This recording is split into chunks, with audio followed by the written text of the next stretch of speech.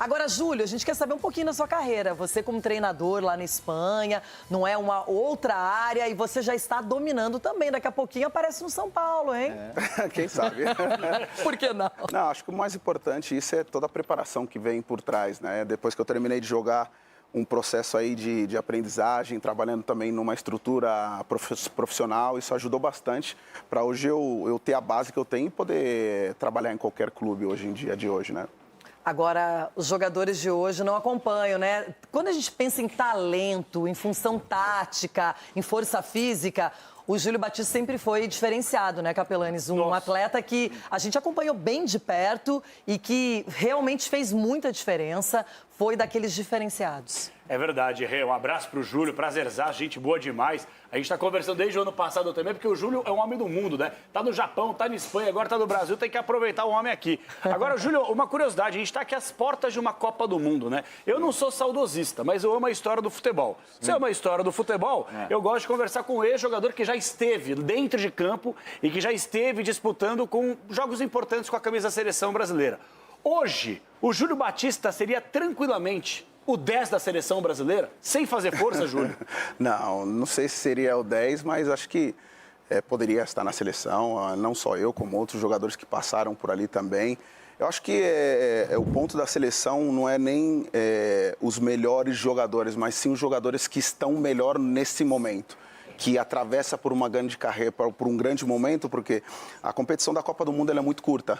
Então, você não tem tempo tanto para recuperar um jogador que não esteja num determinado momento bem durante toda a temporada. Você tem que trabalhar com essas possíveis coisas que aconteçam, né? Então, assim, mas ainda eu acredito que o Carlos Ancelotti é um treinador que sabe trabalhar muito com grandes jogadores, com jogadores de nome. Eu acho que não existiria um melhor nome para acompanhar a gente numa Copa do Mundo como essa. Acho que vai ajudar bastante, sobretudo nessa transição que outros treinadores não estavam conseguindo fazer, e eu espero que o Brasil tenha uma boa Copa do Mundo. João Pedro Sgarbi. Se ele estivesse no São Paulo, tranquilamente estaria em Barueri no final de semana, né? Já titular, aquela coisa toda. Mas qual é a sua pergunta aí pro Júlio? Júlio, eu tava aqui falando com o bebê do Ronaldo, né? Sim, bebê. A gente tem aqui hoje o Cicinho um bebê do quietinho, Galáctico, né? Galáctico. Os dois galácticos. Como que era o Cicinho no passado? Porque não, quero saber do Cicinho aqui. Como que era jogar com o Cicinho lá no Real Madrid? Como que era o Cicinho? Quem quer saber isso daí? Mas não É importante, é importante. Não era varão, não. A gente, eu acho assim, tudo na vida é importante. Acho que a gente passou momentos incríveis no Real Madrid. A nível de futebol, na Roma também. Seleção brasileira, e eu acho que o mais importante, o melhor, é o que fica, são aqueles momentos que nós passamos ali, em jogos incríveis, comemorando, fazendo coisas... Verdade, Cicinho?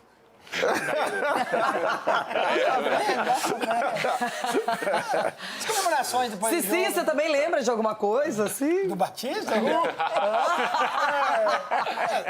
Uma das lembranças nossas bacanas, assim, foi o jogo contra o Zaragoza, que nós tínhamos que reverter um placar de 5 na Copa do Rei, que o treinador acabou colocando o time reserva, depois voltou o time titular no segundo jogo. Nós ganhamos esse jogo de 4-0, com o gol do Roberto Carlos. Eu fiz o gol com 57 segundos, Robinho, Roberto Carlos, Ronaldo, e no último minuto ele deu uma bicicleta na trave. Isso. Lembra? Com o estádio... Então, lógico, nós fizemos história por 4 brasileiros fazer gol no mesmo jogo, né? E seria o 5º do Júlio. Então, assim, nós saímos de campo super elogiado pela imprensa, torcida, Florentino no vestiário, mas foi bacana demais. Os momentos que nós vivemos junto, tanto no Real Madrid quanto na Roma e também seleção brasileira, foram espetaculares. Já quero aproveitar, Renata, a deixa sobre isso que o Capelanes falou e sobre essa linha de raciocínio de treinador que é muito importante. Essa mentalidade europeia. Você falando no momento, nos melhores, você vê o Neymar na Copa do Mundo? Como treinador? Olha, eu acredito que um jogador como o Neymar, eu tentaria recuperá-lo, porque é um jogador com tanto talento que ele pode decidir jogos para o Brasil.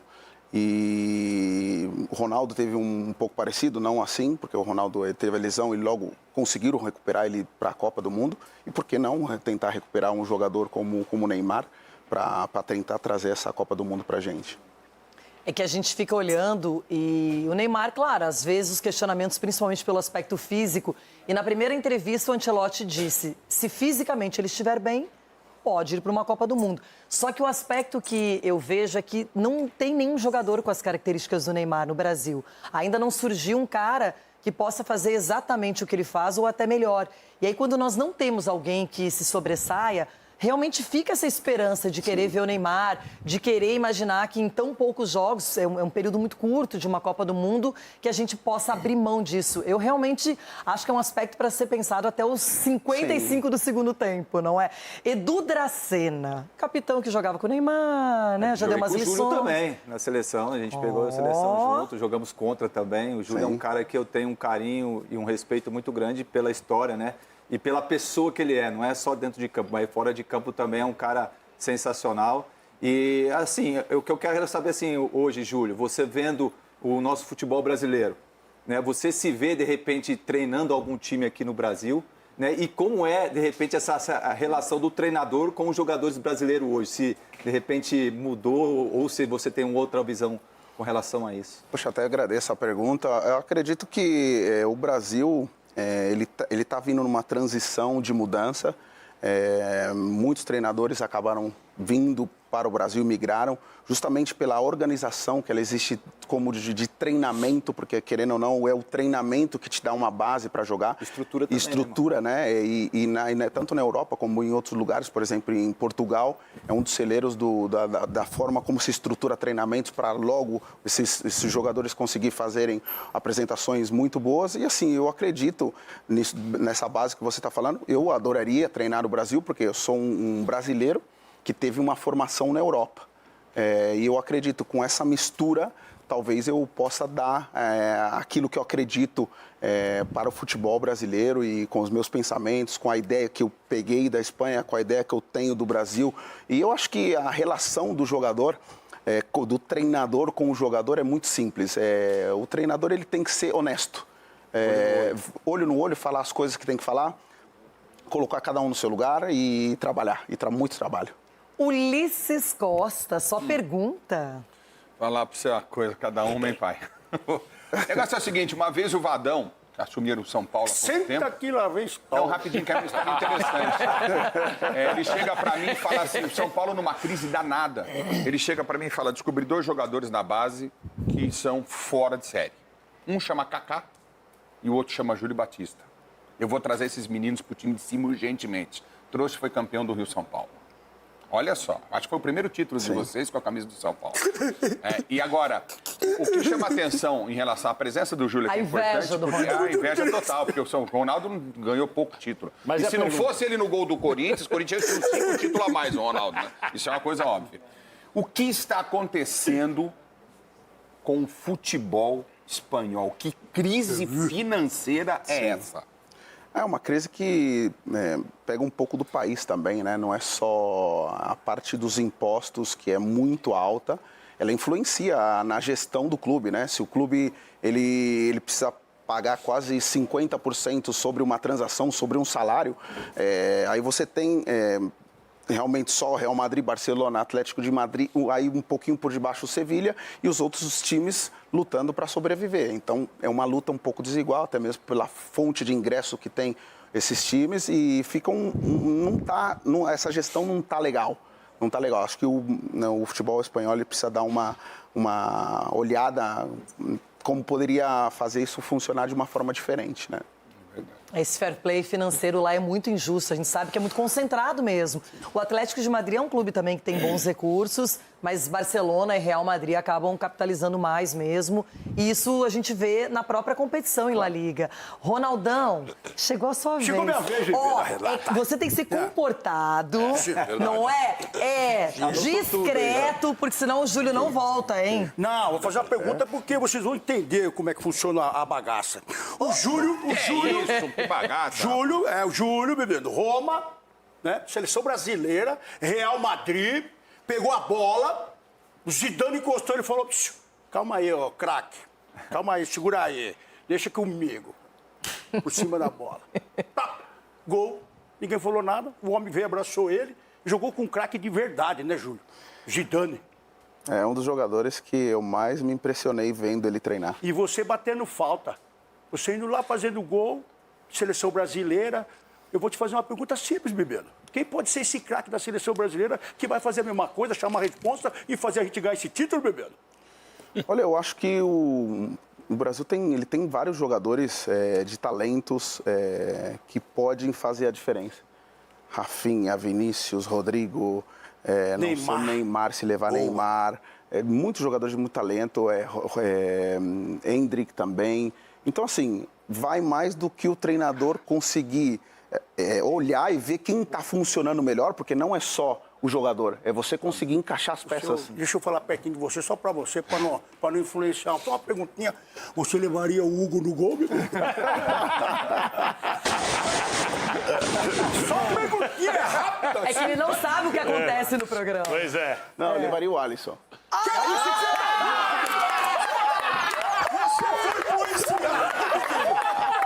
E eu chamando você aqui, batendo o Zidane, chamando você na cara, o que você fez, Júlio?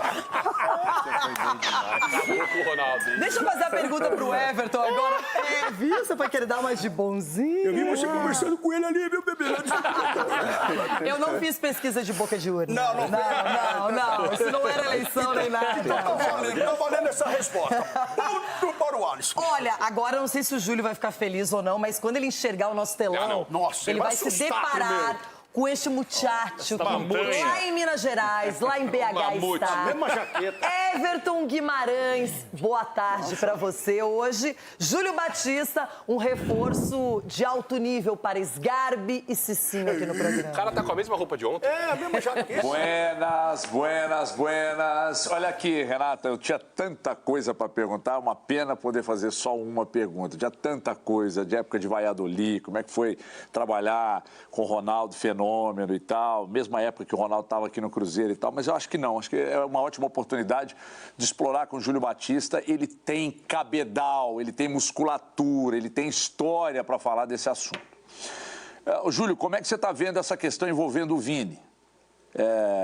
De torcedores e os atos de racismo frequentes, de membros da imprensa, não só da Espanha, como de Portugal, amenizando toda a crise, e também do fato de outros jogadores se incomodarem com a forma que ele atua, joga, comemora e se posiciona contra o racismo. Por favor.